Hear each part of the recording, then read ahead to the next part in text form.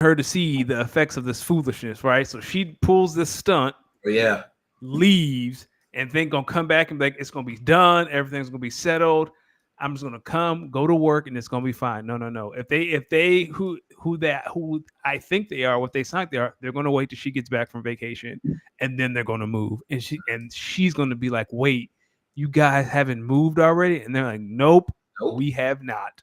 No, we have not. That's what I would do. I would just wait. I'd be like, oh, I forgot.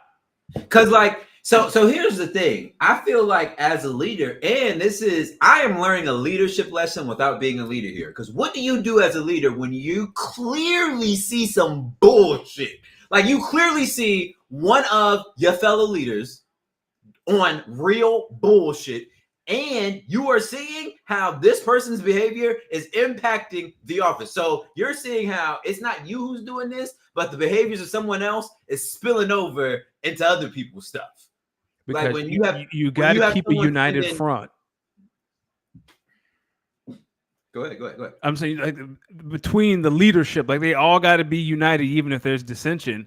So you got to do things that show that you're upset, but are like, okay, yeah, I'm in agreement that we're going to move. That is fine, but I'm gonna make this move as hard as possible. And or do you how loudly do you state that you didn't make this decision, that this is them? I'm just here so I don't get fined. I think that depends on person. I believe as a leader, I would tell my team, like, hey guys, I don't know where this came from, but we got to move. Like, I'd be very clear that I am just as confused as you are. And that's how I would play it. So the thing is, so here's the thing. Most people who know about the situation know that this one person is the ringleader of wanting the shuffle. Like it is public knowledge that this person is the one who really pushed for this. Yeah, because those are the undertones. Huh? I'm saying like people know underneath the surface. It's not like this person got on the table and was like, yo, we moving. Like this is No. They did? They was basically like that, yeah. Oh, well then like everyone's director was basically like, yeah, no, XYZ pushed for this, and then everyone underneath him was like, yeah. Put like this: the only communications about this came from XYZ, and it was the same XYZ. Well, then I feel like as a leader, if that's the case, then there's really not much you need to do to show that you are not in agreement.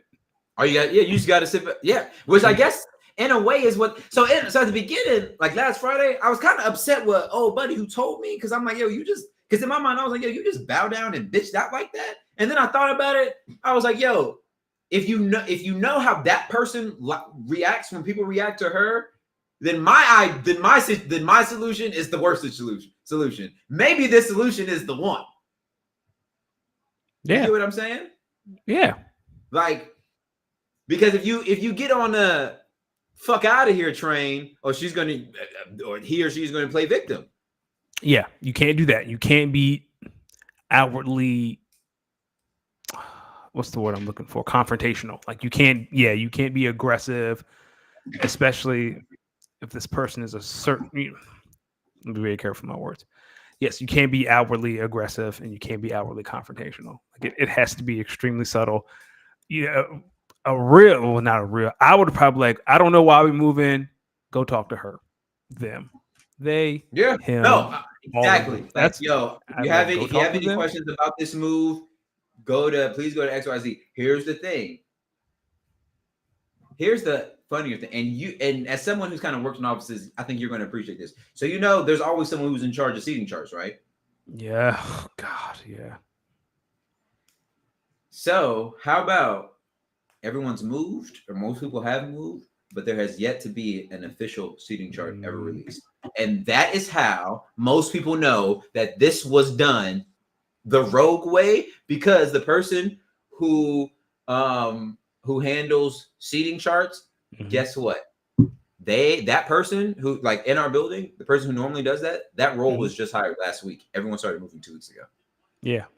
Yep. This had been in discussion for months. So just put that out there. Now, are there massive team meetings between all the groups?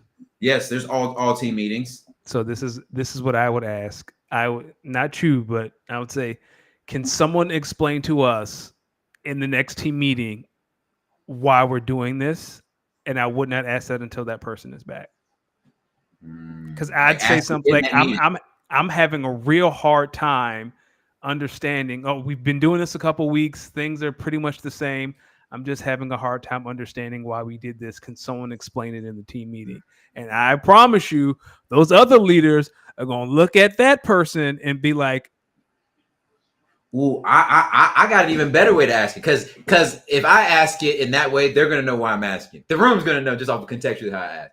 yes, But if I come in and structure it as, I want to know how you're feeling about the new move and the new energy in the building. Like, are you noticing a new uptick that's in it. energy That's after it. after the move?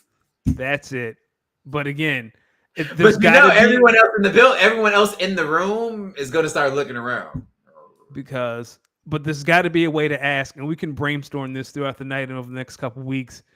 The why, Yeah. or what were the Their, goals their for their the? their reasoning was to increase team productivity. Mind you, everyone said I can just continue to walk to my teammates and continue to meet them in the meeting rooms where we have our meetings, which aren't at our desk. So a secret, because I used to be in charge when we worked together. I was in charge of moves. I was in charge of seating charts. There is no uptick in productivity. It is just a lie to get people closer together.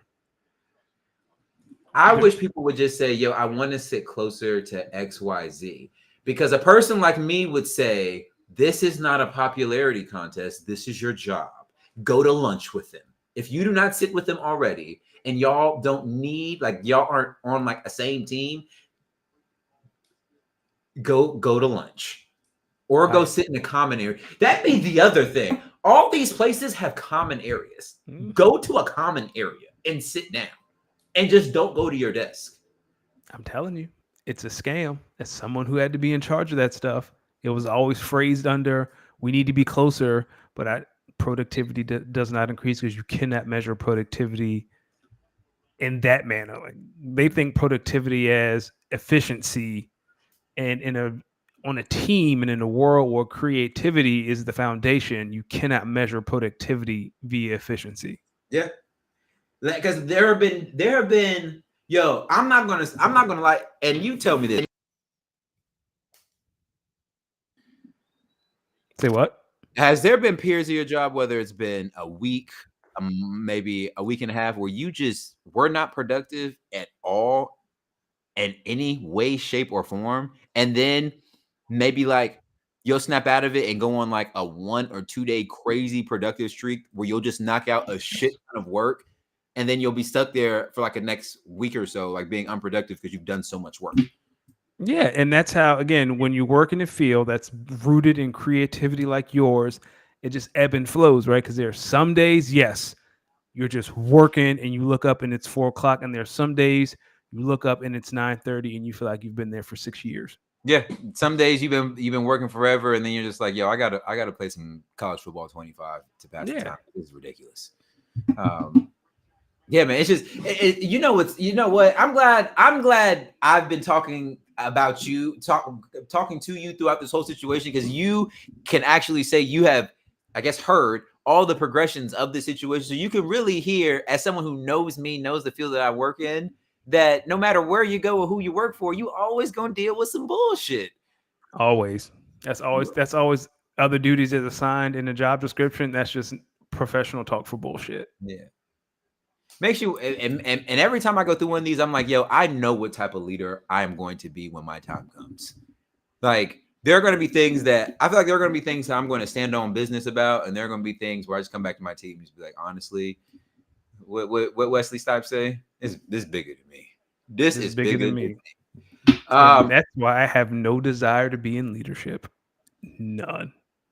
I don't. I wanna lead, but I really want to lead so that I can Make more hear money. people. Well, yes, so I can hear people's problems and tell them that they acting like some bitch ass mfers, and we got to start toughening up. but I want to do it professionally and in a way maybe not as vulgar as that. But I feel like a lot of people out here are soft, or they're lost, or both, or they lack the ability to just see a blank canvas but know a prompt and draw something. They don't know where to start. They start asking questions. Like, no, don't ask questions. See it and just start. Just and go. We can go from there. Just see it and go. And I think I can do good at that. I look forward to seeing your career progress. Hey, listen, I might be back in the 804 one of these days as a leader. Listen, my old employer might be calling me one of these days, and unless they come in with that bag, which they not, right now. They still not paying nobody. They still ain't paying nobody. They still ain't paying nobody. Ladies and gentlemen, welcome to episode 159 of Speak On It. When you see this Nas fade, it can only be one brother, the good brother, Los D Mix. Of course, every Tuesday, joined by the smoothest bald head on the East Coast, my brother, Danny Ocean. How you living? Now, I'm living good, man. Well, I'm living decently. We're going to talk about it, but there's a lot of bullshit that happened football-wise with my teammates. Between Virginia Tech and Green Bay, I just want to know, did anybody that I root for outside of the Alabama Crimson Tide know that they had a football game to play this weekend? Can we talk about Virginia Tech? I know it's later on the rundown, but that was a catch. Like, I tweeted a suit. That was a catch. Yo. Here's the thing. Let's talk about it. First off, before I talk about the play that ended the game, I want to say that game was lost long before that bullshit ass call. Brent Pry, if you have a chance to go up, I believe it was either 10 points, 13 points, or 17 points, and you choose to go for the fake field goal,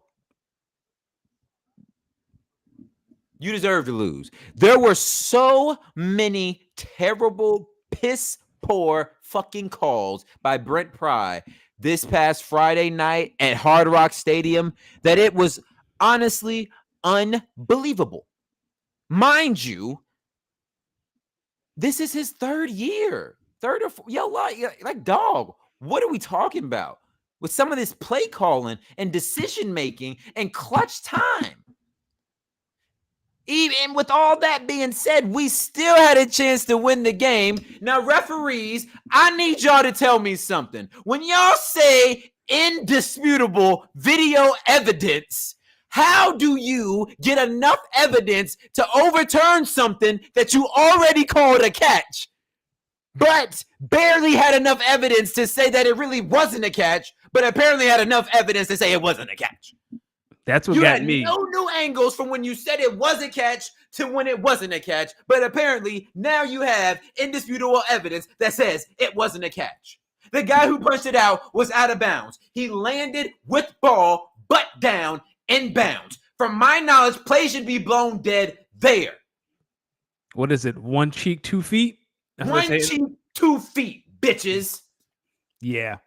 Like, are you shit me? Whatever the call on the field was, should have stood. It should have stood. So if you called it incomplete, I would have been down with the incomplete pass. But that was a catch, and there was no replay. They wanted to make it out Miami alive because that was a catch. Even I thought it was a catch. As soon as it happened, I text you, and I was like, "No way!" And then I was like, "There's no way." I was like, "That's not a catch." Then when they ruled it a catch, I said, "Oh, they're not gonna have enough to overturn that because indisputable." Yo, what I promise y'all is in another game, in another game this season, something similar is gonna happen, and they're gonna rule it. They're gonna stay with the call on the field, and I might drive. You know what? I can't say that. And it's going to be a championship game. It has to be. It's going to be it's going to be a conference championship game. It's going to be something that decides something major. And everyone's going to say, well, y'all ruled it like this in the Virginia Tech game. And it's very, very similar. Why don't y'all keep it the same? Here's something that made me laugh. I had a coworker who I found out is a college football official part-time. Oh, so what was his take on it? He said they had more than enough evidence to overturn that. I said, no, you sticking up for the feds. Yeah. There's no way. Like, there was nothing. Like, even the broadcast was like, I don't know. I think this has to stand. Yeah. Because there was nothing to overturn. That was a Nothing catch. goes. That was 100% a catch. I thought it was a catch. Listen, Virginia Tech, again, that game was lost well before that play, though. So, shout out to baby Jalen Hurts. Your quarterback is baby Jalen. He wear one. He look like Jalen. He runs like Jalen. He throws like Jalen. Yeah. Decision making like Jalen, too? Yeah, decision making like Jalen, too. We about to talk about it. Listen, what week are we in the NFL? Week 4? This is week 4. We are 4 weeks in. 4 weeks of the NFL. I mean, we had a doubleheader of Monday night games last night. Let's start with the Dolphins versus the Titans. Yo, Christ. Roger should have put in the call. We should have listen. Nobody in America should have been watching that game last night between the Dolphins and the Titans. That was a stink fest. Thank God there are 2 games. Thank God there were 2. Because my God, if we had to watch. You think Will Levis gets his job back? Yeah. Who else you gonna put in there? The coach already said Will Levis is gonna remain because they're on the bye week. He said Will Levis can keep the job until the bye because you know why? Carson Beck is on the way. He said, "Sit tight, please." Wait a minute. As if Carson Beck's going to be any better. Carson Beck said, I know Bama won, but he had the lead. Carson left the field with the lead. No, he didn't. Georgia was never winning in that game. Georgia had the lead in the 4th. They came back. Nah. They did, or they tied it. Did they tie it or they had the lead? I thought Carson Beck left the field with the lead. Hold on. We'll find out right now. Keep talking. But yeah, that Miami-Tennessee game was disgusting. I wish there was a way to bet on turnovers in FanDuel because I would always take the over on Jalen and I will always take the over on Will Levis because every week those 2 guys just have something in your – well, Will more so than Jalen. Like, Will Levis plays football like he's a D3 quarterback in the NFL. Like, he is a freshman in the NFL. Like, he's doing stuff that high schoolers get benched for. It's hilarious, but it's not my cup of tea. Give Tony Powell the ball because I need those fantasy points. Oh, you're actually very right. Yeah. Carson. They did. Okay, they had a 1-point lead at the 2:31 mark in the 4th, and then they threw that bomb. Yeah, that's 70 yards. Literally, the very next play, 75-yarder from Ryan Williams and Jalen Milroe, and then Carson then UGA starts driving a little bit, then they get picked off. Yeah. So I know Carson Beck left the field with the lead. Listen, man. Listen. Carson Beck is just Will Levis looking in the mirror at his younger self. We don't need to see that again. Listen, Titans, here's what I'm going to say. Don't lose your locker room trying to get a better quarterback. Titans, do not draft a quarterback. Travis Hunter going to be sitting right there. What are they going to do with Travis Hunter? Put him at corner opposite L'Jarius Sneed. Nah, they need wide receivers. Nah, Travis a corner. Speaking of teams that need corners, the Seahawks and the Lions last night. Let me tell you something. Beautiful. Listen? What's funny is before the game, I had completely forgotten that each time these teams play over the last 4 or 5 years, it is always a random ass track meet. Hopefully, I don't know in the playoffs. It's like those old Eli versus Drew Brees matchups when it used to be like 35-42, and you're just like, wait a minute, what is it about the Saints and the Giants that just causes points to be scored like this? Beautiful football, man. That game was a lot of fun. It's funny. Everyone's like, those Lions jerseys are hard and they are gorgeous, but they just the Buffalo Bulls jerseys. Google the Buffalo jerseys that the college team wear. It's the same jersey. Oh. Buffalo Bulls. Buffalo Bulls. That's where Khalil Mack went to college. It's the same jersey.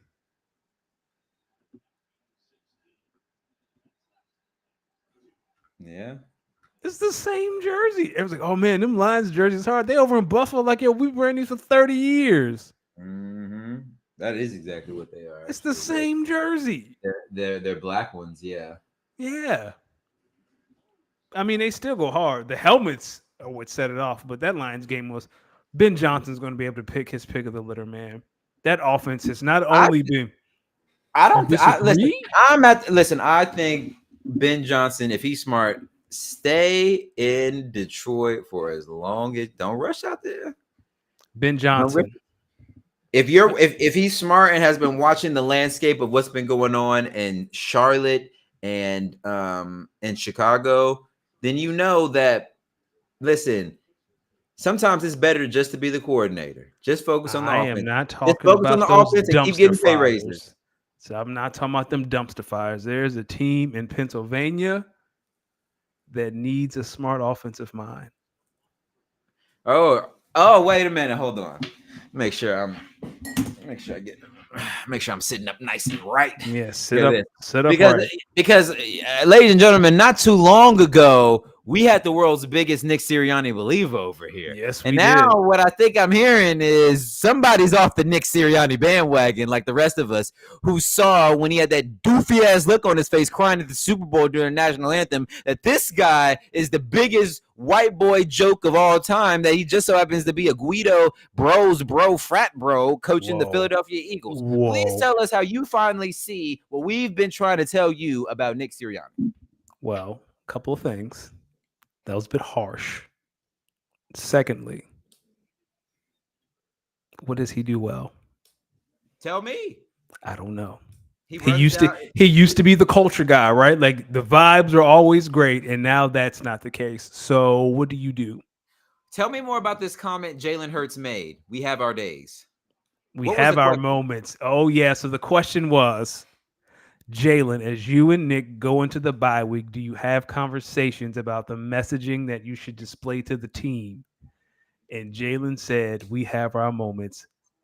If that doesn't tell me how much he hates Nick Sirianni, I don't know what will. I don't really understand his answer though. Like I don't understand the question and the answer. So the question is like, how do you and Nick get together to come up with a message for the team for the rest of the season so the ship doesn't sink? His response is, we have our moments. And for those Eagles fans who have been paying attention, Jalen has been asked multiple times over the past 8 to 12 months his feelings on Nick Sirianni. He never gives a straight answer. It's never like like the other players like, yo, we love Nick. Nick does this. Nick is great. Even AJ Brown is stuck up for Nick. And Jalen's like, that's not my man. I don't know him. Does he really say that? Can you like he gives he does not stick up for Nick Sirianni at all. Like he does not care for Nick. I mean, you read that Tim McManus article. Like Nick needs a coordinator to be like the go-between between him and Jalen because they really don't talk to each other. What did Jalen say after the Falcons game? He wasn't asking about Sirianni during the Falcons game.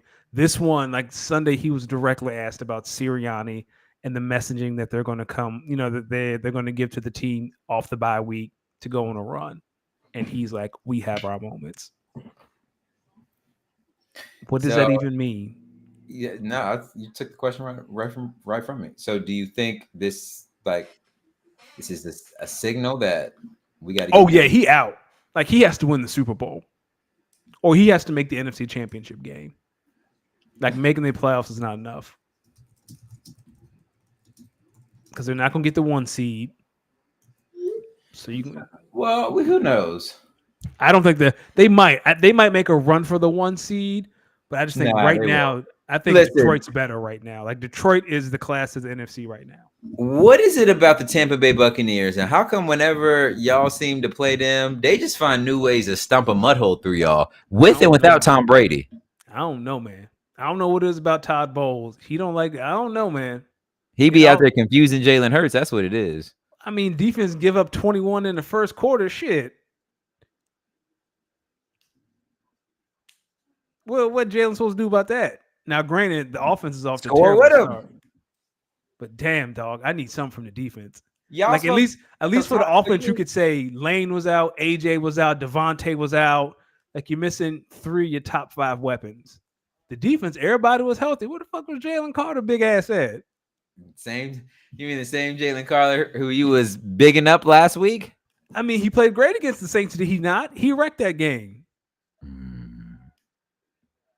But that's a schematic thing. We're not going into What schematic. do you think about Kyle asking, will Sirianni get a chance to win another Super Bowl for one? And what do you think about Bam asking if Belichick is up for a coaching job, maybe in the city of brotherly love?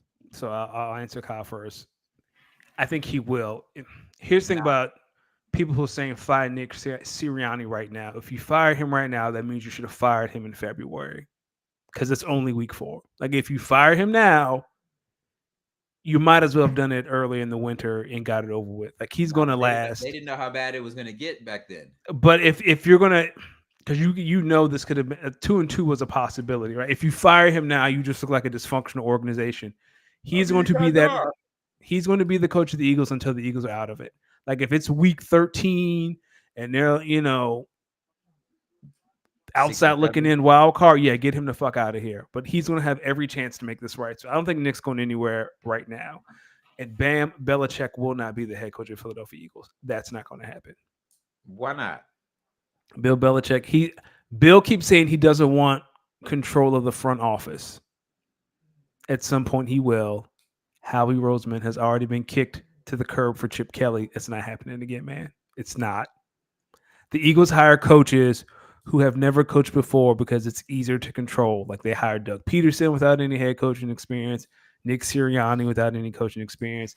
Nick Sirianni is gone. I assure you they will throw the kitchen sink at Ben Johnson because he has never been a head coach before. Like that's their MO. They don't go hire the name. What's wrong with coach wanting some say in personnel? Because that's how we shop. That's how Howie makes his living.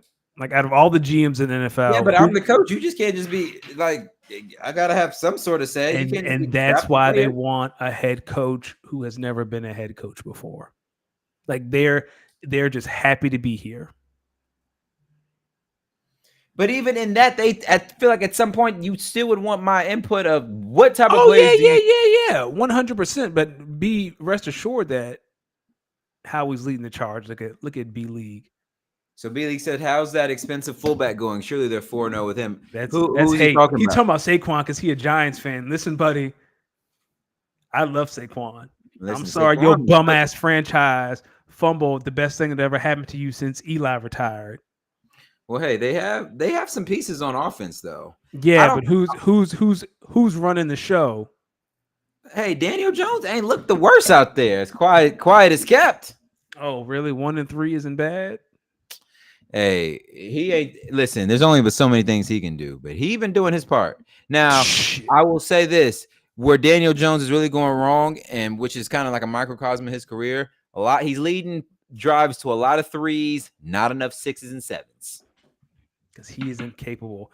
B League, how about this? You worried about Huff and Dotson? Worry about your own bum ass franchise. You worry about those bums in New York who haven't won. When's the last time you guys won a division title? Jets or Giants? The Giants. I think MAGA Man was on his first presidential run. He was just starting that racism. Maybe I was the 2016 year when Rodgers and them went in there and beat him. Let's see. We have a machine that can tell us. They might have been 10-6 or something along those lines. Let's see. Last time Giants won MCs, 2011.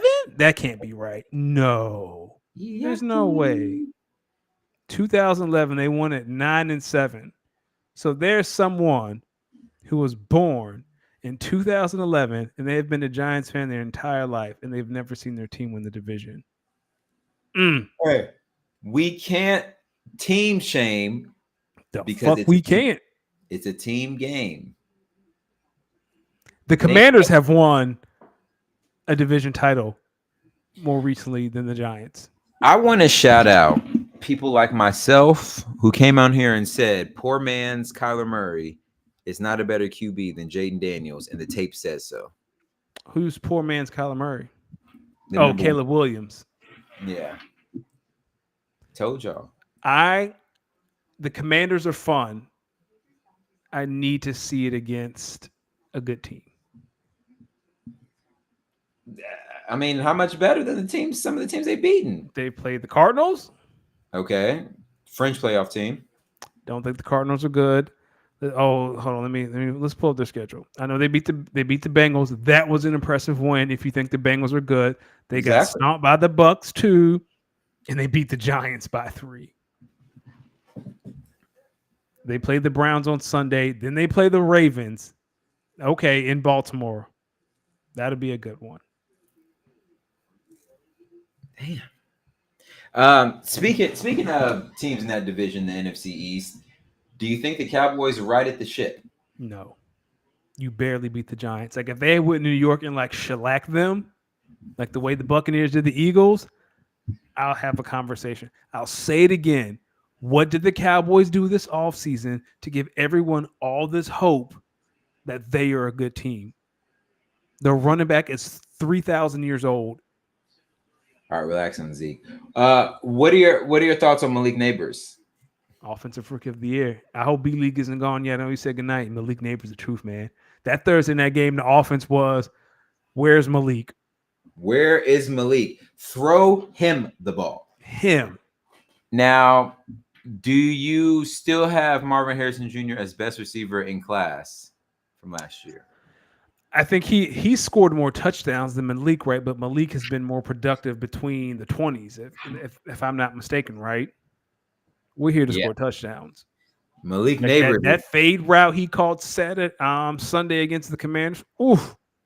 But I would say Malik Neighbors, the way he's featured just across the field, I mean, whew. So Kyle's saying Jaden Daniels will be Offensive Rookie of the Year. I think that I need to. It's easier for the quarterback win because the ball is always in their hands.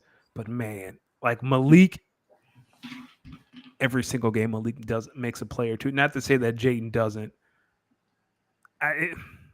Jaden just had a few NFL records, including rookie ones. So I'll say this: it's easier for Jaden to lose the award more so than Malik, because Jaden can have a slump.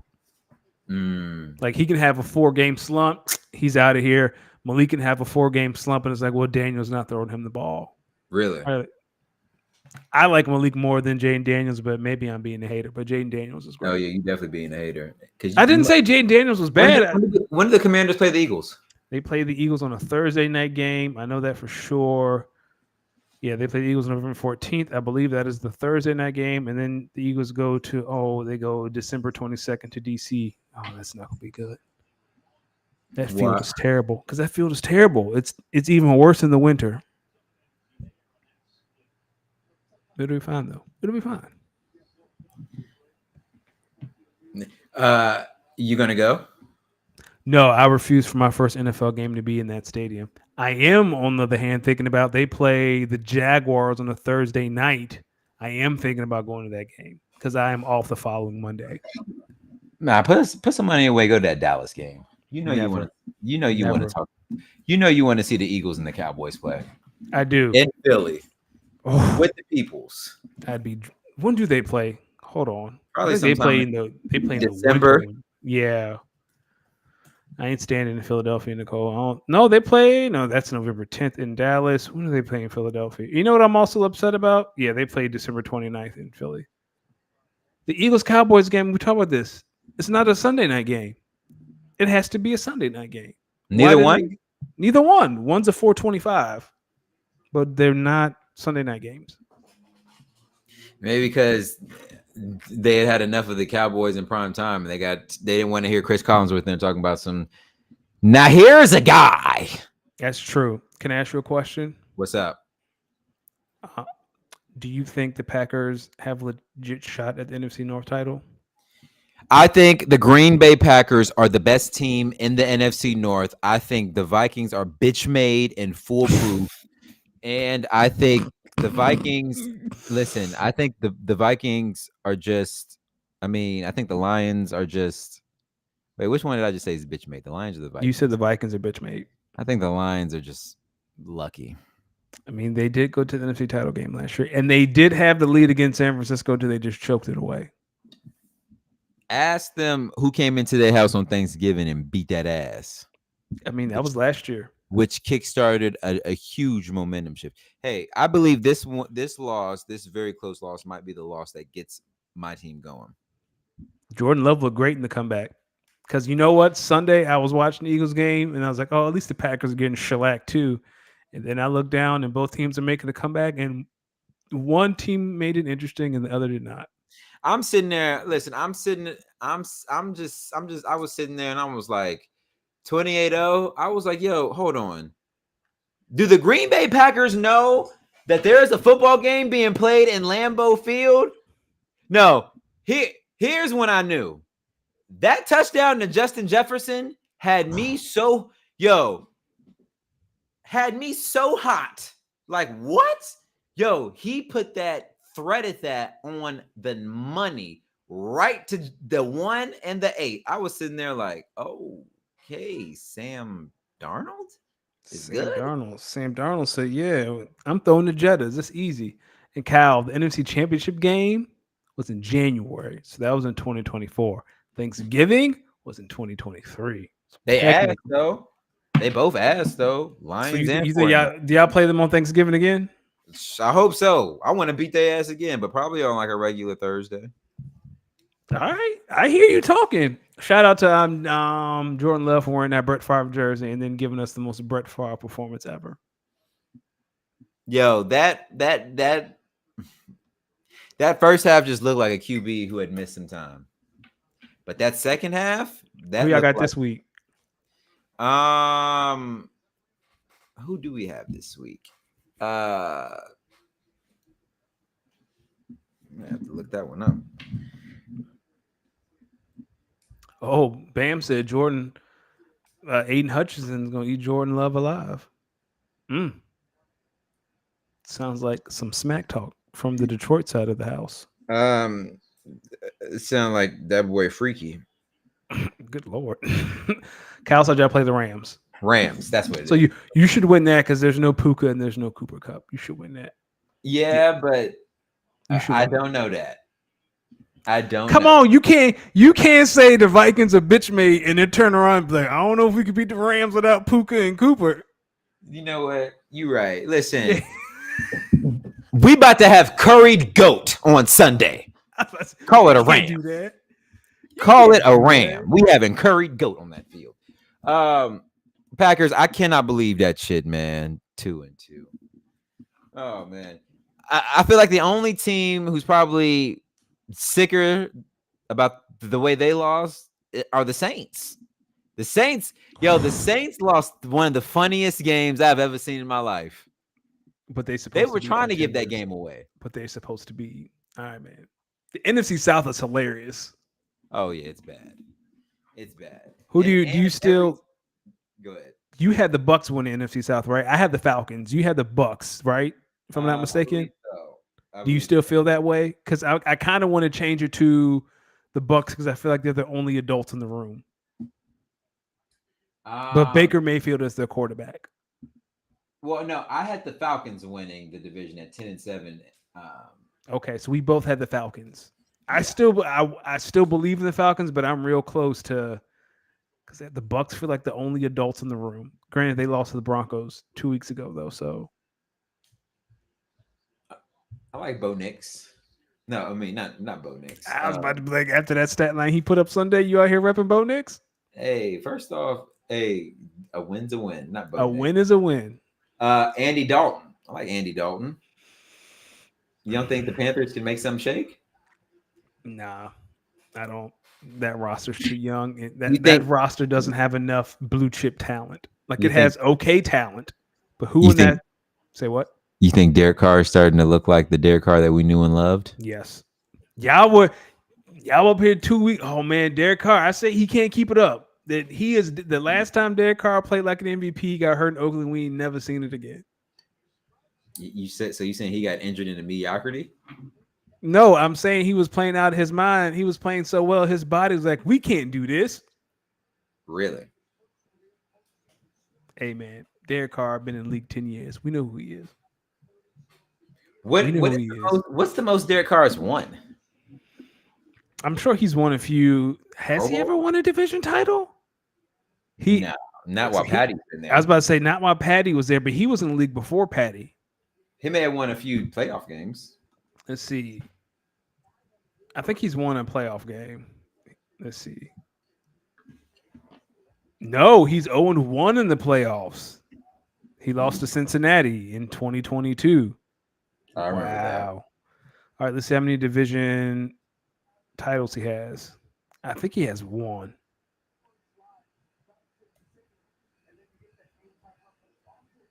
We're the Parkers doing the things and doing things. Come on, was you not a yo? Can I ask you something? Yeah. Why, when you look back and watch the Parkers, you don't think it was kind of crazy that Monique was so just outwardly horny for someone like that for so long? She was sexually harassing that man for years. Years, right? Years. Like, But you know like, what? She beat him down. but he could file something, right? If he really wanted to. Oh, he could have filed something. Season 1, episode 1. Crazy.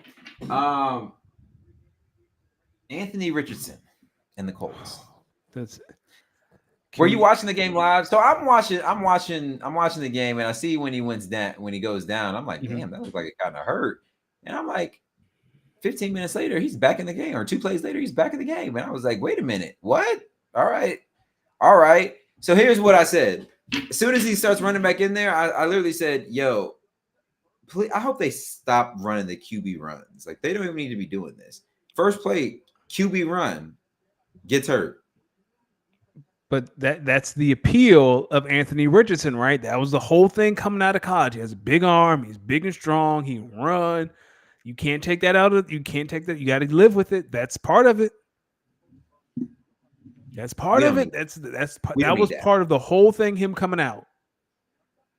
His running should be able to cover up some of his passing deficiencies until he catches up. Bam said something interesting. He said Sam Darnold got better. Derek Carr can't change. I mean, I guess. But you putting is that what you want to put the day your money on? The day Derek Carr throws for like 5,200 yards, I'll do something strange for a piece of change. That's crazy. I'll do something strange for a piece of change. Crazy. What are your thoughts about Joe Flacco coming in and handle business? I mean, Joe Flacco does Joe Flacco things. Joe Flacco gonna come in.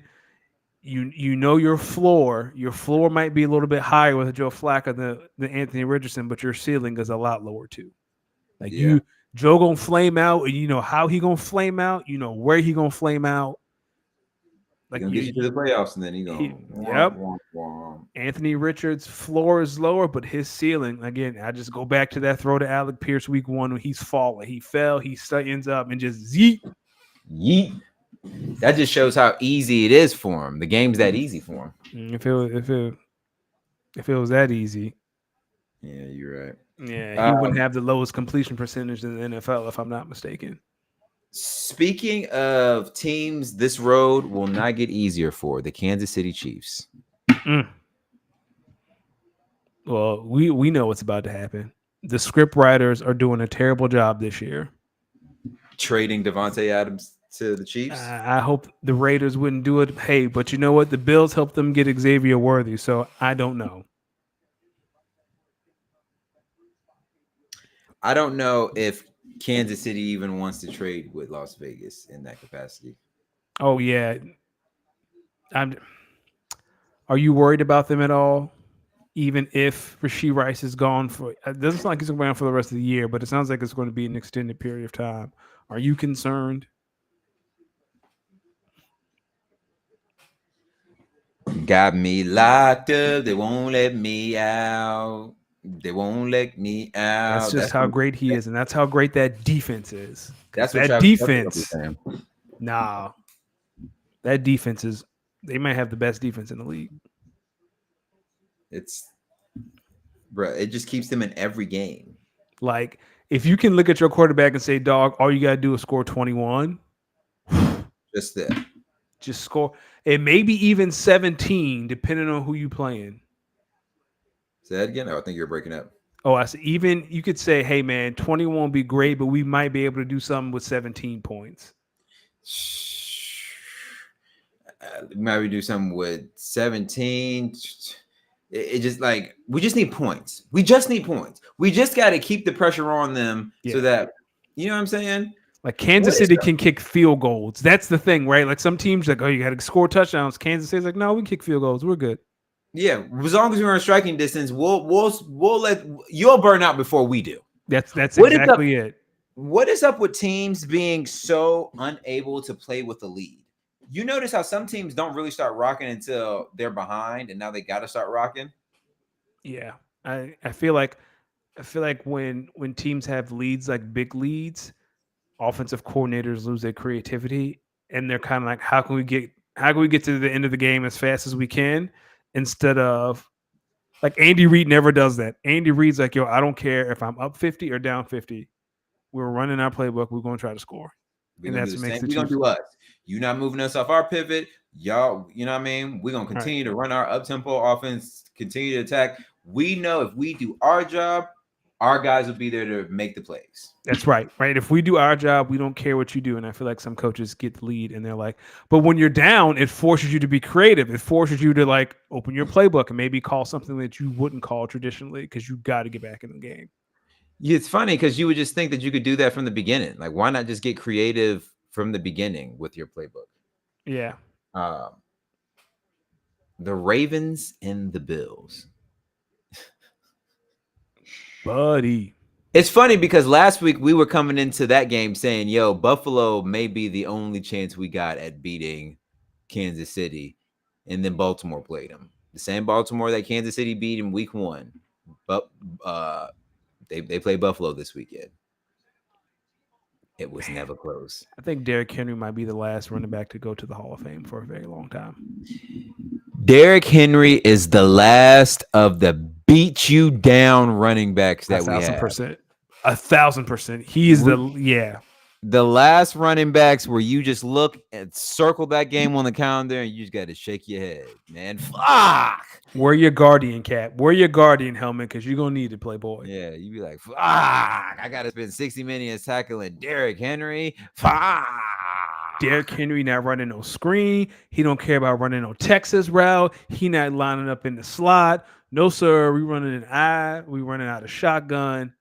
Ain't no zone. Ain't no counter. Ain't no duo. It's just straight power. And I'm going to run you over. What do you think about this one? So Bam says, as a Ravens fan, I would love that, but I think he might go to the Jets with Rodgers to fit more perfectly in Baltimore, though. Devontae Adams, here's the thing, Bam. And this is not a knock to Lamar Jackson. That offense is not built for a legit wide receiver one.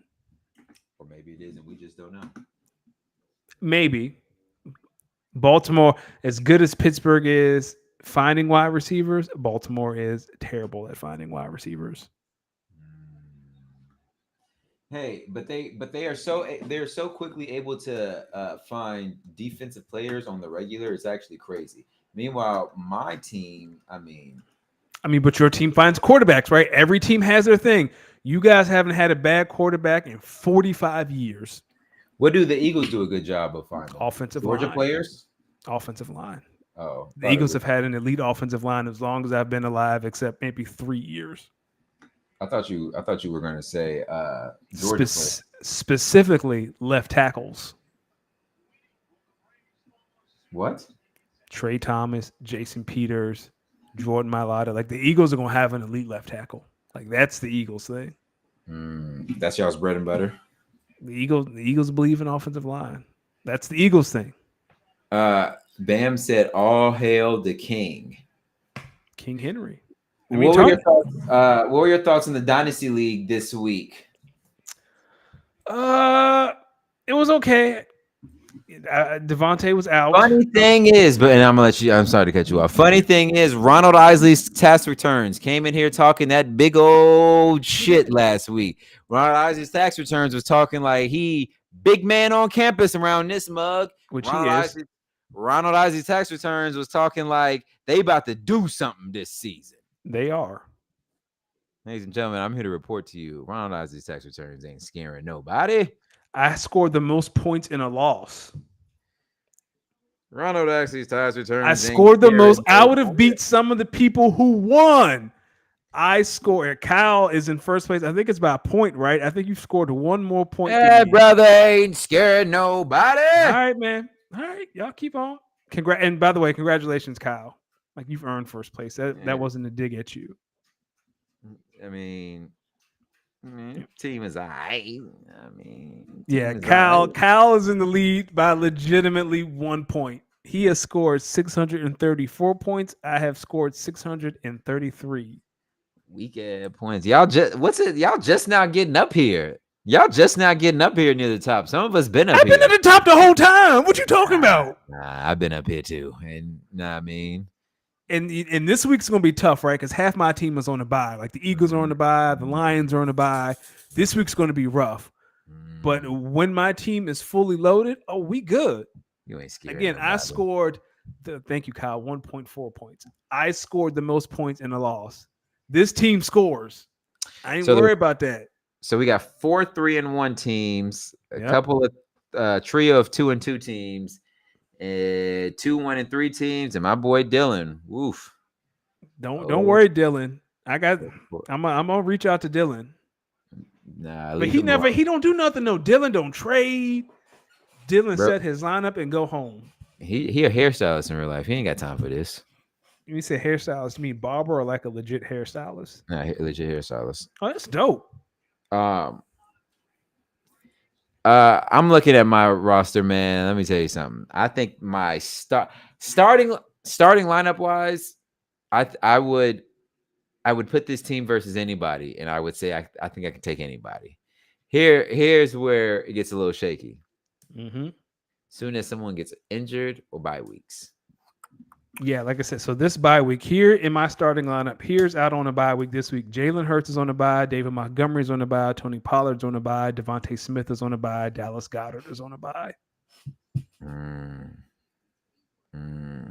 It's going to be a rough week over here. Ronald has his tax returns, but that's all right, though.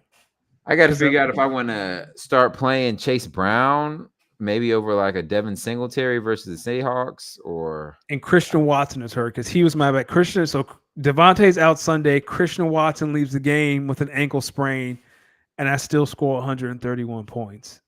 And Jalen had probably the worst game of the season. Over here at Ronald Isley's tax return, we find a way, and we will continue to find a way. Damn. I don't even know if I got any more undefeated teams left. How did you do overall, like throughout your leagues? 4-5. So this marks 3 weeks in a row that I am 4-5. Hold on. I might have.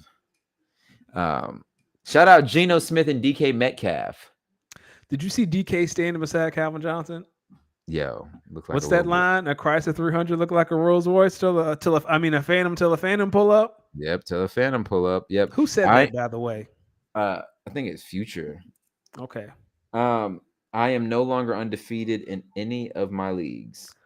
Bam, not Christian Kirk heating up. Boy, them Jags 0-4. 2-2. 3-2. 1-2. All right. Sorry, I was looking at fantasy. No, you're stuff. fine. I'm looking at Bam's roster trying to see Christian Kirk heating up. Bam. Let me tell you something. Ain't nobody heating up on Bam's team. Weak ad team. Senior citizen at home team. We got him. Goofle head ad boy. We got him. Oh, I've fallen and I can't get up. Head ass team, Kyle. What the fuck is we talking about? Don't let me win this week. Kyle, I have 1-4-0 team. Okay, weak ad team. Ain't nobody afraid of you. Kyle's and you catching an L this week. Fuck are you playing Kyle this week? I don't matter who I play. They both get in the business. Okay. Garbage time will be mine. We already talked about Virginia Tech.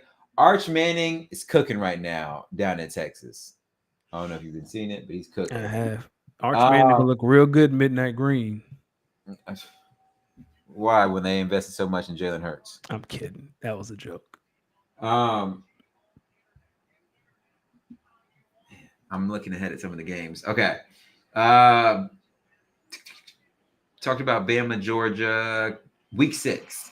Friday night, we have Houston versus TCU. We also have Michigan State versus Oregon. What's more likely to happen in your eyes? Michigan State upsetting Oregon, or a barn burner between TCU and Houston? I'm saying even though Michigan's traveling across the country, I think one thing that we've noticed is these Big 12 schools against as they're being introduced to the Big 10, they struggle with the physicality of the Big 10. I don't think Michigan State is good, but again, Big 10 football is rooted in physicality. Oregon football or former Pac-12 Oregon football is not. Sco Ducks. I'm not saying the Ducks will lose, but I'm saying that's more likely in my mind. Michigan State beating Oregon. I don't see Oregon losing to Michigan State. I do see TCU and Houston being the most random barn burner we've seen on a Thursday night in quite some time. I see it as like a 56-53 type game. Man, the Friday night games are like the best part of the week. Because like you get a football game, a college game, and it's like, oh man, I get to do this again tomorrow. And I get to do this and Sunday. But NFL is different than college. Like I enjoy watching college more than NFL because I don't have any horse in the race. Like I'm really like if UVA wins or ODU, that's great, but it's not like the Eagles. I'm locked in. But like college, you're just here to have fun. Like we're just here for fun. Nah, I like the speed of the NFL game. Yeah, but you can feel the energy of a college game. That's true. All right, let's get to the games on Saturday. Number 9, Mizzou travels to College Station. Do you trust A&M? Because I don't. No, give me the Mizzou Tigers all the way. Yes. Here's an interesting one. SMU coming off a big win last week versus Florida State. They traveled to number 22 Louisville, who comes off a loss versus Notre Dame last week. Their first ACC road game. Yep. Your thoughts? Who wins this one? SMU, I believe, is a year away before being ACC contenders, but I think they beat Louisville.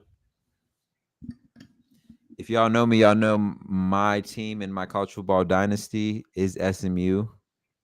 They're making me a fan. Do you taking SMU too?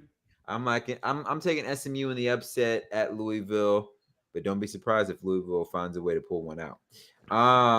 Natty rematch. Number 10 Michigan travels to Seattle to play Washington. This game's not going to be interesting. Michigan, the physicality is going to be too much. Michigan, it feels like watching Denard Robinson all over again, but you know what? They're going to run the ball and they're going to punch you in the face. I think until Michigan has to play someone like an Ohio State who can match their physicality and athleticism, and the recruits are able to get, I think it's going to be hard. We saw what they look like versus Texas. I don't think that's an anomaly.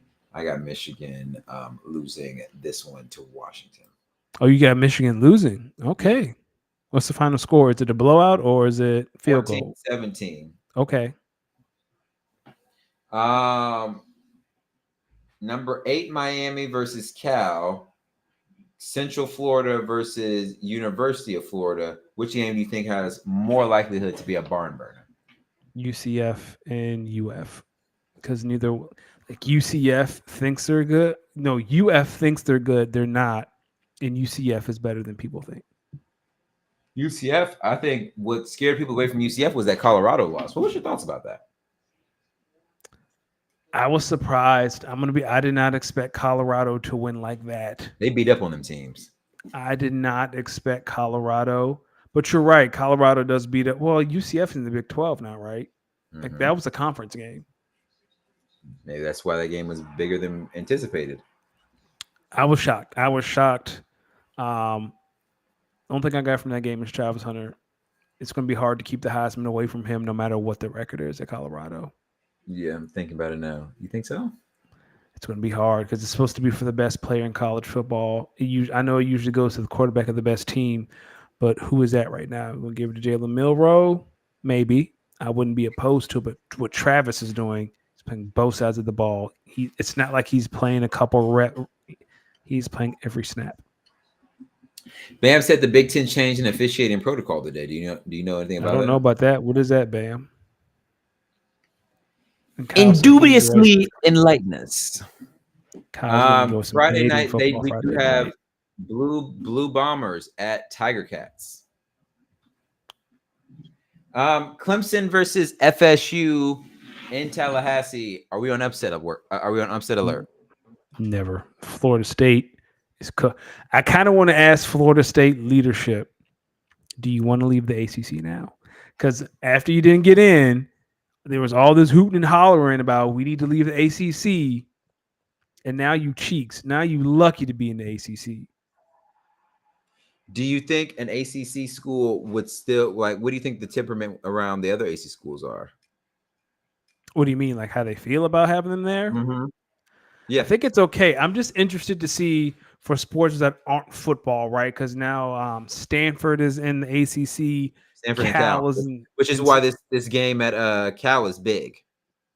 yeah, but see, for football, you play once a week. Now, what happens when the tennis team has a match against, the Stanford tennis team has a match against Louisville, Tech, Miami? Do they fly across the country and just stay there for that week, or do you keep going back and forth, right? Like that. I don't know how long athletic departments are going to I think depends on the continue. sport and depends on the travel time. I think a lot of the I foresee a lot of the programs starting to leave a day earlier than they did before, but also at the same time, I feel like the teams are working through transportation and so on and so forth. And I'm saying that you're going to see a lot of these programs that don't make money get cut because they're not going to pay. Like, think of it from an athletic director's point of view, right? You're the athletic director at Stanford. Your field hockey team has to fly to Miami. Your tennis team is flying to Louisville. Your soccer team has got to fly to Boston College. Like, that shit add up. Like, the thing about being in a conference is you're supposed to be able. It's a short flight or a short drive. Like, that's kind of the whole reason behind it. So I'm intrigued to see over the years are these universities going to continue to pay for stuff like that, because I don't think they are. Wouldn't be listen, feels like everybody's trying to get their lick back. Well, we're going to get to a place where a new conference is going to have to be born with some of these teams. Like the SMU is fine, right? Because Texas ACC, like you can live with that. But some of these, like who's in the Big Ten now? That like Washington. I mean, the Pac-12 essentially, like something. Now, granted, the Pac-12 is starting to pull itself together. I think Gonzaga joined today, and some other teams. I'm just intrigued to see how this unfolds for those West Coast teams that join the ACC. Until they bring back the Pac-12 originally, this is the new standard. Oh, why didn't you join the Big 12? Well, you have to be invited to join, so it's not like you can just join. What about oh man, there's another matchup one here that I actually didn't put on our notes. Let me see if I can find it. I wanted to ask you about. You don't watch any playoff baseball, do you? I love playoff baseball. I don't know what's going on during the regular season, but October baseball is extremely enjoyable. I'm kind of hip to the Phillies because I follow a lot of Eagles reporters, so I kind of know what's going on with them. Right. But nah, man, I love playoff baseball. I wish I lived somewhere where there was a playoff baseball game because I would definitely go. All right. Here's my question. All right. So Syracuse is 3-1. Yep. UNLV is 4-0. Yep. Kyle McCord, who was the touchdown for the Buckeyes last year, 14 touchdowns, 5 picks. At UNLV or Syracuse? UNLV. They play each other, UNLV and Syracuse? Yeah, this Friday. I'm going to take UNLV. That team seems to be a little recharged after old boy decided to quit because the money won't right, which is hilarious. Hey, he said he had to get to it. I ain't mad at him. Minnesota was flagged on an onside kick. They recovered wasn't reviewable, but on replay was obviously the wrong call. Oh, brother. I did not know onside kicks were not reviewable. That doesn't make sense. Everything else is reviewable. Like every other possession changing play is reviewable. Why wouldn't an onside kick be reviewable? Because they said it's not part of the rules. That's crazy. Colorado making the playoffs. Fuck no. There's a team that I'm using having no hips. What? What? No hips? Like, what are we talking about? No. Colorado's not making the playoff. Like, what are we talking about? What? That's If Colorado, insane. listen, Colorado making a 12-team playoff at what seed? Right. Like, what video game are we using that Colorado's making the playoffs? That's essentially what I'm trying to say. They're making the playoffs with South Dakota State. What was South Dakota State doing that was giving Colorado such a tough time that UCF couldn't do? Let me tell you something. Let me tell you about these teams in the Midwest, the North Dakotas, South Dakotas. Those boys are just Wisconsin linemen who aren't big enough. That's it. They all doing the same thing. They out there, when we talking about people throwing hay and cutting wood, ain't nothing to do out there but throw hay and cut wood. Cut that wood, throw that hay. So, and especially for Colorado, where your offensive linemen are worried about how many diamonds in their chain. Oh yeah, I want a diamond in my chain. I can see how things can spiral. Well, speaking of things that spiral, let's take some time to give some condolences. Last couple of days we had a few legends pass away. Mm-hmm. R.I.P. Dikembe Mutombo. R.I.P. Pete Rose. Take just a quick moment of silence, prayers, thoughts, condolences for their families and their loved ones. A lot of famous people have died this week. Mm-hmm. NBA Media Day. Any thoughts on the Mavs? I haven't been this excited for a basketball season in a very long time. All that off of that Clay Thompson edition. It was more than Clay. I forgot everything that they added. They had Quentin Grimes. This team has a lot of versatility, man. I feel like this team, would however you want to play, the Mavericks can match you. You want to play small, Mavericks can play small. You want to play big, Mavericks play big. You want to run and gun, the Mavericks can run and gun. Luka looks slim. He's healthy. I have not been this excited about a Mavs season in a long time, and you know what that means? It's about to be a terrible season. But for right now, I have not been this hopeful for the Mavs team since the 2012 season after they won a championship. You're that afraid of y'all having a bad season because you're so excited for this season. Yeah. Usually when I'm really excited, like I was really excited about the Eagles this season. Not going great so far. And this is the year. So if they do well this year, next summer, Luka, he's already eligible to sign the largest contract in NBA history. I feel like it'll be a lot easier for him to sign his name if they have a good year this year. I think Luka's gonna have no problem signing that deal regardless. They ain't got nobody else better to pay, and they don't want to see him walk to another team. That's true. But he can sign the largest contract in NBA history next June. I'd rather go and get to it. Listen, here's what I'm gonna say. LeBron and Bronny, this is incredible for the league and y'all. We still got to know how to defend the screen, the back screen, the cutting and motion and all that type of stuff. So you are not excited. I'm really excited to see the Clippers implode because they did you see what Norman Powell said about Paul George? Norman Powell let the clip fly. Norman Powell said it was addition by subtraction. Excuse me, sir. Yeah, which means Kawhi and PG may have had some. Well, Kawhi said, yeah, he wasn't our savior. Well, sir, you never healthy. Wait, he said what? I think Kawhi said Paul George is not our savior. He is not your savior. He is not your savior. He is not your savior. Wait a minute. Mr. Monroe, give him half. Let me find the quote.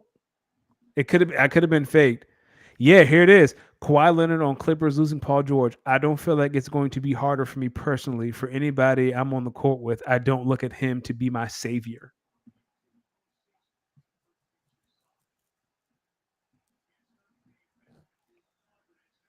They said stop podcasting, start coming through in the clutch. Like what? I'm in disbelief at that. Sounds like they did not like him that much, which is crazy because he was like the only consistent player there. Bro, that's why I'm sitting here dumbfounded. Yo, PG, I remember a few games when PG was giving people buckets. Yo, he must, you know what? And I think old buddy, what's his name? Norman? Norman, not it wasn't Norman Powell, it was Evan Turner. Oh yeah. It sounded like Evan Turner's biggest beef with Paul George was that it was the outside noise that he used to kind of like fuel his own internal motivations, which kind of made it seem like he was never really that sure in himself, which maybe is why he was so on and off again, on again, off again. I mean, it Maybe makes sense. like he's a head case is essentially what I think they're trying to people are alluding to. That he just may be a real head case. And when you can say the thing about James Harden in the playoffs, right? How many times have we seen James Harden, great regular seasons, playoffs, forget how to play basketball? Man, there was a period of time between probably like 2016 to 2020, 2021. I was just sure James Harden was going to at least win one. Yeah, me too. He said, "We is not your savior. He is not your savior. He is not your savior. He is not your savior." Um,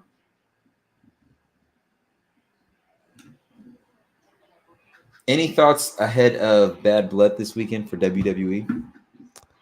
Seth Rollins and Brunson Reed, sign me up, man. Like that match last night, it Oh, wasn't pretty.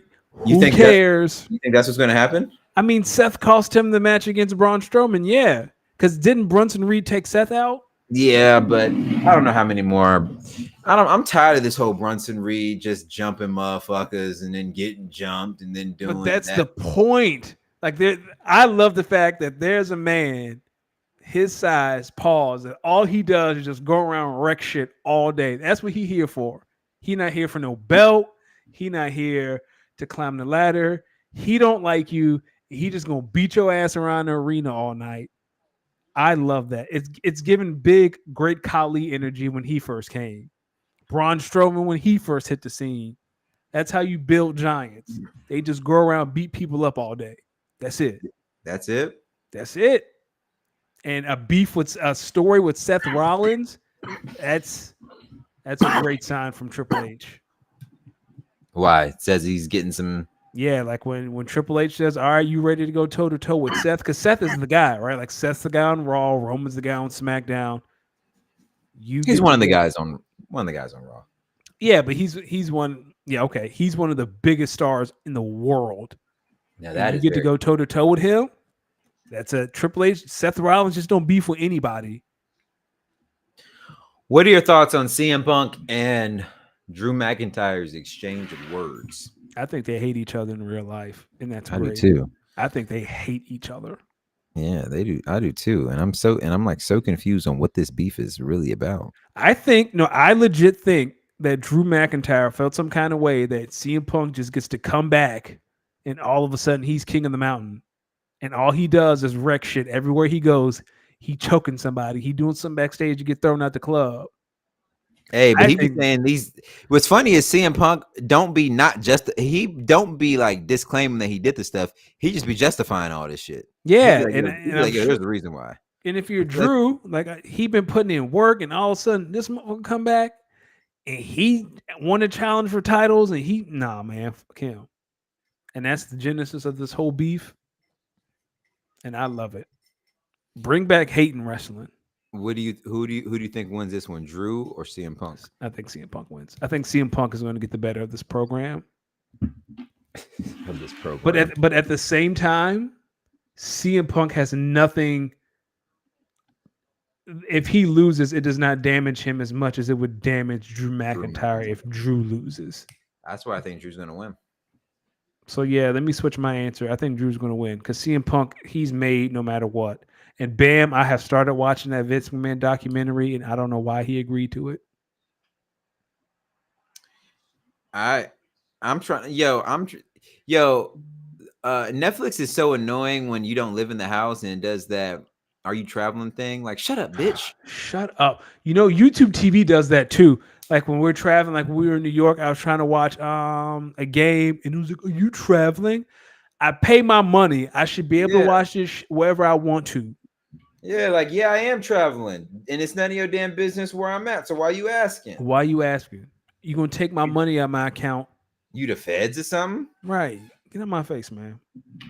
Um, Danny, ISO and tell me where we stand in the WNBA playoffs. Asia got a well-deserved MVP, right? Yeah, Asia won unanimous MVP. Caitlin Clark won unanimous Rookie of the Year. Nafisa Collier won Defensive Player of the Year. And Dejanay Carrington won Most Improved. I thought Dejanay might be in the running for Defensive Player of the Year too, but she won Most Improved.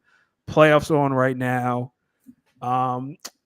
Vegas is playing New York. They are down 7 with 2 minutes in the third after getting off to a hot start.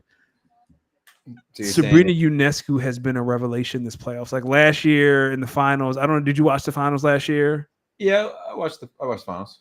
They were the Aces targeted her. She was thrown up on the sideline, and this round against Vegas, yeah, she putting boots to asses. She's been the X factor. I think if the Aces lose tonight, they'll be down 0-2 going home Friday.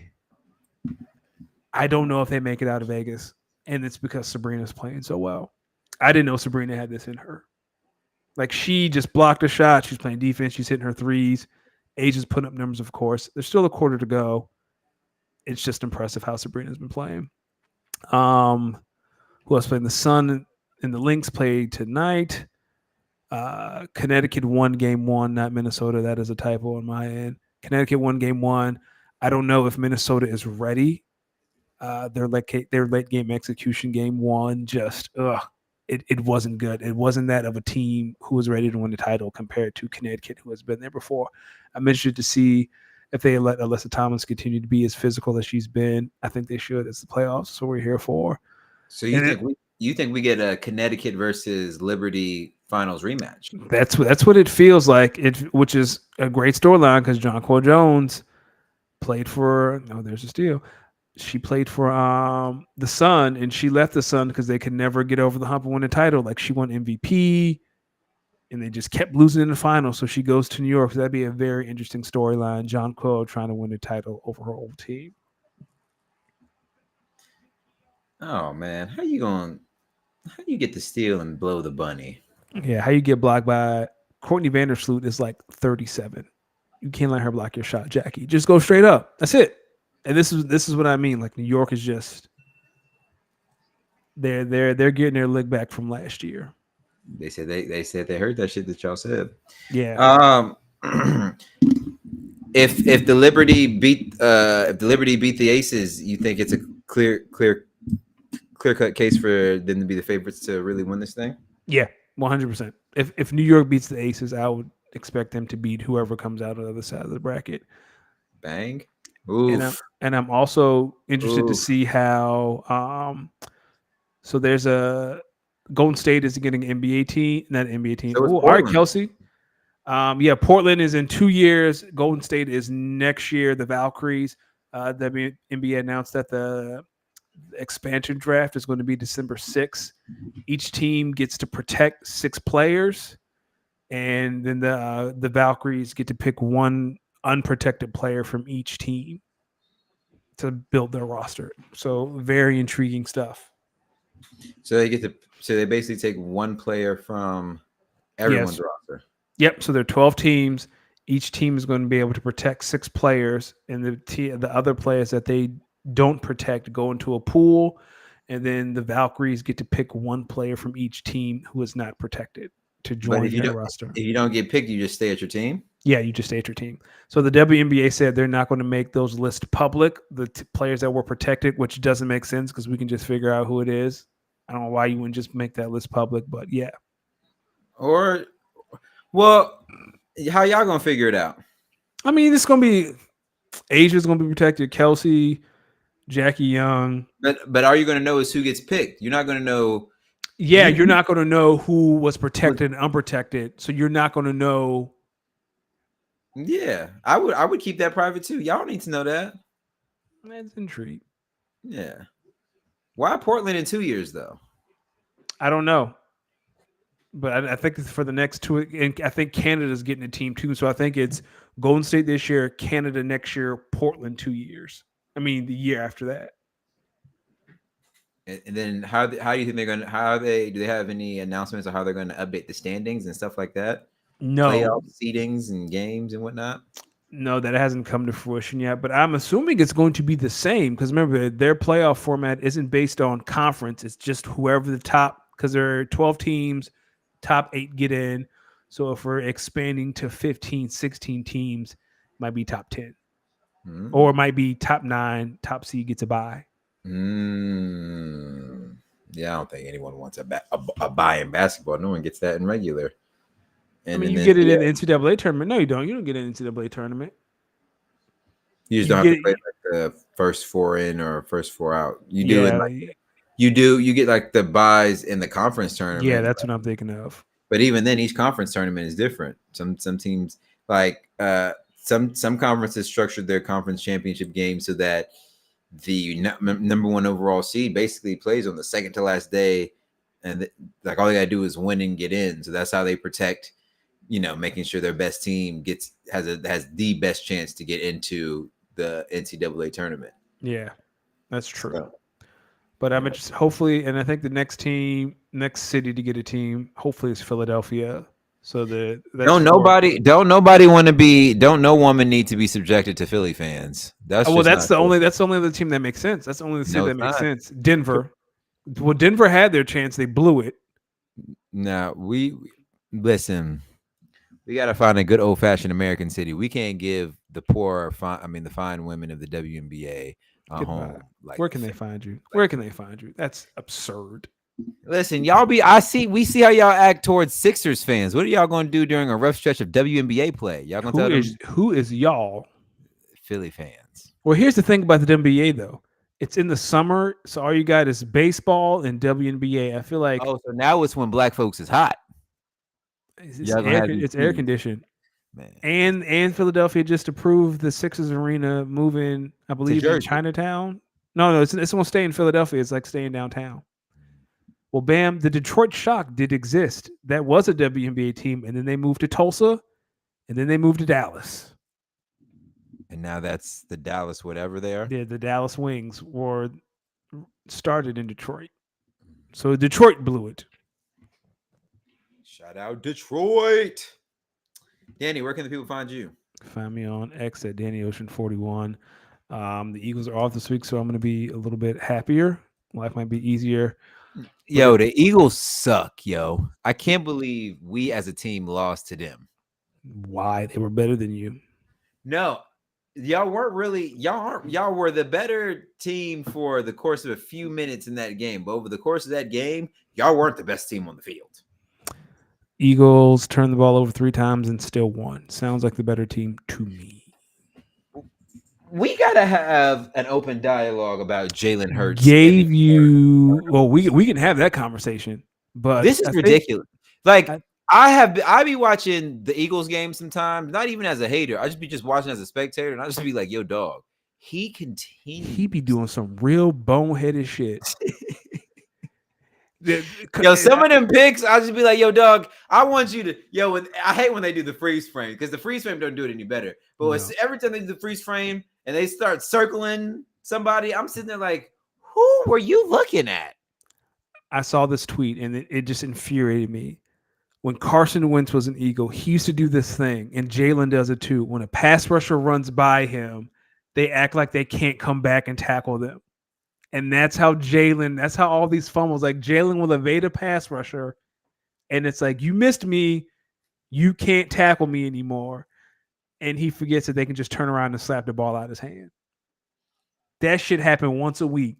Like Carson Wentz did it. Carson would elude a defender and just forget it was 11 people on the field. It's like, oh, you're on the sideline. You have to go. And then they come back and smack the ball out of his hand. And they always probably have that stupid ass look when people fumble a ball. Like the only other quarterback that does it is Josh Allen. Josh Allen do that shit too. Like Josh Allen get by a defender and act like they can't come back to get him. Yeah, but he kind of big though. But he big. That's what I'm saying, right? Like he can kind of get away with that. He fumbles a lot too. But He's just bigger than Jalen. He's better. So you can do that when you're better. How worried are you? Scale from 1 to 10. Uh, it would be an 8, but right now it's a 6 because Devontae, AJ, and Lane Johnson are coming back. It should be a 10. Y'all stink. For me, I'm more concerned with the defense because they only play well. They can't stop the run out of 11 personnel. They play better with 5-man fronts. So, what they'll do is they'll walk Zach Baum down and be that 5th person, but that only leaves you with 2 linebackers. So you're susceptible, but that's when they're at their best. That's when Jalen Carter is at his best in 5-man fronts. But Vic Fangio does not like 5-man fronts. He likes 4-man fronts. And you can just double Jalen and give everyone else one-on-ones. And I would every time. And that's what they're doing. And that's how you run out of 11 personnel. You just double Jalen Carter. You run away from Jordan Davis because he's too slow. Whoever Bryce Huff is or Josh Sweat, run at the ends. Because teams really don't run up the middle against the Eagles. It's where are the ends? Run at him. Maybe that's a smart way of doing it. A smart way to attack a defense when you know what you're doing. Yeah. So, where can the people find you, D? Los D Mix, LOSDEEMIX. You may catch me outside. I be DJing and whatnot. Even impromptu. I had an impromptu gig on Friday. I saw on Instagram. I didn't realize you had a gig. Yeah, it was an impromptu gig. And that 4-hour set, I was really in my bag. Streets love Los D Mix. Listen, I had a couple who was originally from New York. They live in Seattle. They were just in Portland or wherever for the night. And my man was like, nah, I have to follow you. I got to come every time you DJ if this energy has you on. One dude sent me like $10 via Apple Cash as a tip. Pause. Then the next day, he sent me like 5-6 messages trying to figure out if I was DJing at night and where he should try to pull up through. See? Good night, Bam. Thank you for saving people from fires. You're a real hero. Thanks, Bam. Thanks, Kyle. Listen, get us some music to get up out of here, too. But yeah, Eagles will be fine. I think the Eagles will be fine. I think the Eagles are. I don't think they're going to go where they want to go, but I think they'll be good enough to make the playoffs. That offense is too good. I think them boys too good. Okay, well, you can find us Speak on _pod on Twitter, Instagram, and TikTok. D, take us home. Ladies and gentlemen, can you hear this? I can hear it. Ladies and gentlemen, listen, actually, let me say this. Ladies and gentlemen, sometimes in life, you are going to meet someone that really beters you deep in your soul. Everything that they do pisses you off because everything that they're about is so anti everything that you stand for. Here's what I want to say to that person out there that may be a little frustrated at the bitch assness that goes on out here. In work, out of work, with friends, not with friends, with lovers, not with lovers. All you can do is control your emotions and your reactions. That's right. Everything after that, leave it to God. Hey, turn that up.